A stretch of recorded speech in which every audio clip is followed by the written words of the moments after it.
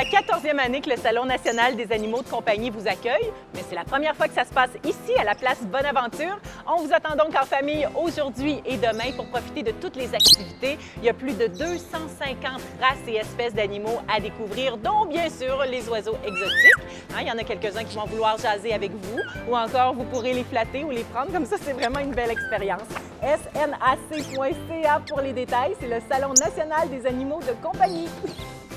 J'ai la chance d'être avec le grand chanteur Michel Fugain. Merci beaucoup d'avoir accepté notre entrevue aujourd'hui. C'est avec plaisir. J'ai envie qu'on profite de nos quelques minutes ensemble pour permettre peut-être à vos fans de vous connaître un peu plus, mais aussi aux nouvelles générations, parce que je sais que vous êtes venu à Star Academy récemment. Oui. Alors, il y a certainement des jeunes qui vous ont vu et qui ont dit « C'est qui ça, Michel Fugain? » Qui ce mec? J'ai une question bizarre. Allez. Est-ce qu'il vous arrive parfois de réécouter vos tout premiers succès? Pas ceux qui tournent à la radio, en fait, vos toutes premières chansons, là, votre premier album ou bien justement les années 80? Non. Eh bien, si vous permettez, je me suis permise de préparer un petit montage d'1 minute environ de quelques vieilles chansons. Je serais curieuse qu'on les écoute ensemble, simplement pour observer votre réaction, pour se rappeler des souvenirs peut-être un peu oubliés. Mais volontiers. Oui, OK. Volontiers. Votre toute première chanson qui a été enregistrée, vous vous souvenez, c'est laquelle?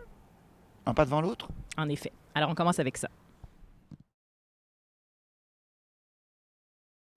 La Fondation des maladies du cœur, c'est un organisme qui est très, très important pour moi depuis toujours. Puis quand je dis toujours, c'est pas juste une façon de parler, parce que je suis moi-même née avec une malformation cardiaque.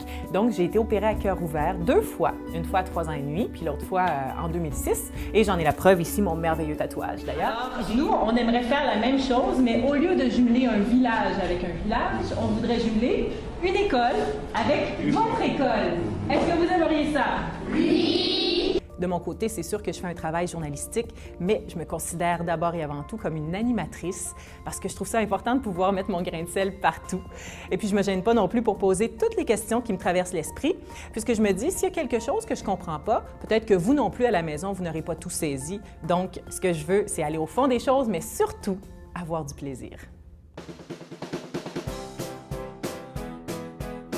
J'aurais dû mettre ma ceinture fléchée authentique que ma grand-mère m'a faite avant su que je venais ici, mais je savais pas, c'était pas prévu. Sauf que là, je me sens comme une petite fille. C'est la première fois de toute ma vie que je viens au Carnaval de Québec. C'est un secret, faut pas le dire. OK, dis-le pas, toi. Aujourd'hui, au Festival Western de Saint-Tite, je vous amène découvrir les coulisses du rodéo. En ce moment, dans le manège, tout est calme. Mais croyez-moi, la tempête s'en vient!